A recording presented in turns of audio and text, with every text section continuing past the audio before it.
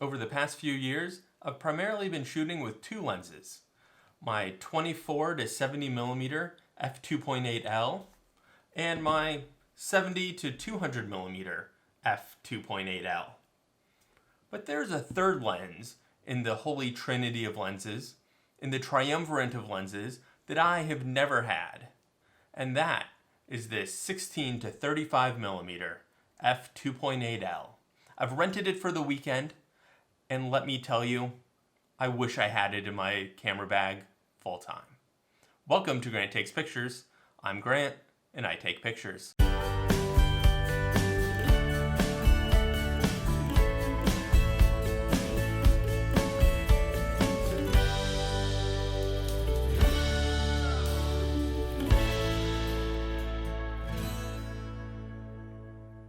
So this lens I have here is Canon's EF 16 to 35mm f2.8L II USM lens.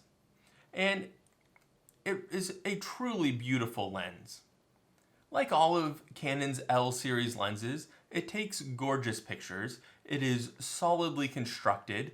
In fact, it is quite a bit heavier than I was expecting. I believe it's, well, maybe it's a little bit lighter than my 24 to 70mm. But they're real close in weight. And when I put it on my camera, the weight distribution actually changed. It sure felt like it was heavier on the front of my camera than this one that normally sits there most of the time. But it is a gorgeous lens to take pictures with. And I needed it this weekend to take the pictures that you saw last week of the interchange down in San Diego. That interchange was just wide enough that I couldn't capture it at 24mm. I needed to go, down to at least 20. But most of my pictures were taken down at 16. So this lens allowed me to capture what I wasn't going to be able to capture with the lenses I already owned. And while I had it, I figured I would try it out in other places as well. So I took it down to the beach for a sunrise, and I wandered around San Diego a little bit, just taking pictures with it to just see what it looked like. And a couple of things I discovered with it. One, it has quite a bit of vignetting that I don't get on any of my other lenses. At first, I thought it was the lens hood that was on it. But I took the lens hood off, and that wasn't the problem. So I think on a full-frame camera, it just doesn't project quite a big enough circle onto the sensor. So you get a little bit of vignetting on it. It's easily correctable in Lightroom, but it's something I noticed, looking through the viewfinder. And I thought that was interesting. I wasn't expecting that from an L series lens. But if you take it down from 16mm just to 18 or 20, that vignetting goes away completely. So it's only when it is at its widest focal length that you really have that problem with vignetting. And I also noticed that it has a larger thread diameter here. So this is a 82mm, whereas both my other two lenses are 77. And what that means is that all of my existing filters wouldn't fit on this lens if I was to get it. So I've mentioned in the past that with my 24 to 70mm lens, a lot of the photos that I take are either way down at 24mm or way up at 70mm. There's not that much that I take in between. And so I looked in Lightroom at the pictures I took last year, and I compared the focal lengths that I take with this lens and saw how many of them I could have taken either with this lens, the 16 to 34 or 16 to 35, or my 70 to 200.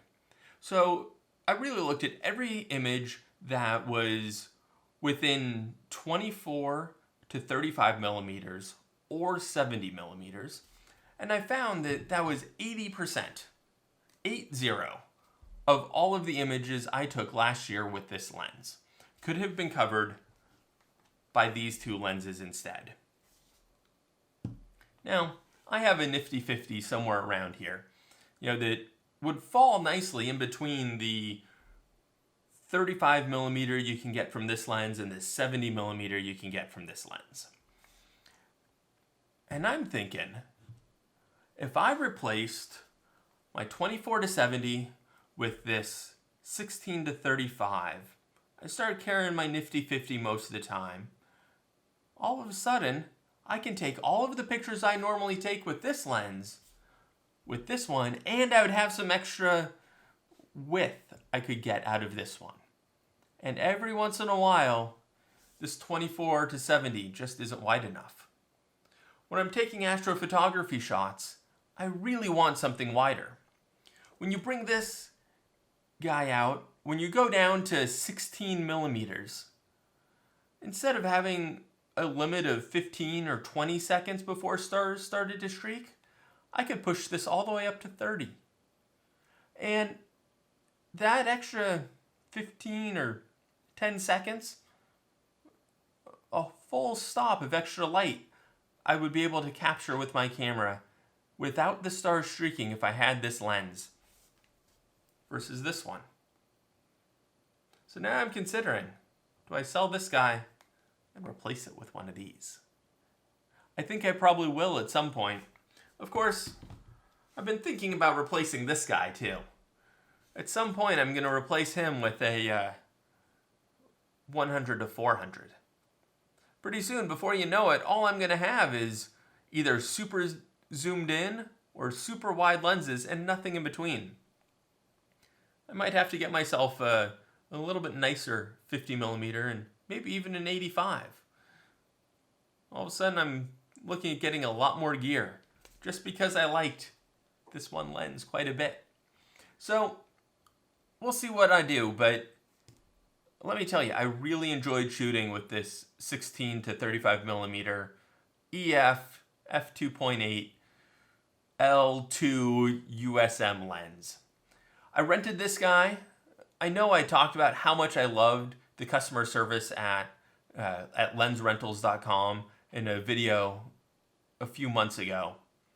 This one didn't come from Lens Rentals. This came from a local shop, Pro Photo Connection. If you watch Nick Carver's videos, he talks about them all the time. They are a great shop for developing film, but they also rent gear like this lens. And I found a little trick.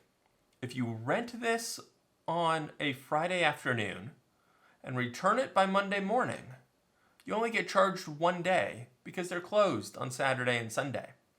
So I rented this for 72 hours for a full weekend, and I'm only being charged $30. It's a great deal. So you might see me renting some more lenses sometime soon because Pro Photo Connection has a great deal on rental lenses. I hope you've enjoyed this review of this Canon 16 to 35 millimeter f2.8 L2 USM lens. It really is a great lens, with the exception of the slight vignetting when it's out at 16 millimeters. This is just a wonderful lens, and I think can replace the middle lens of this holy trinity of lenses. Until next time, have a great day. If you like this video, hit that like button. If you want to see more of what comes, if you want to see me, if I actually replace this with one of these, then hit that subscribe button. And I'm sure I'll bring that to you over the next couple months. Until next time, have a great week. Goodbye, everyone.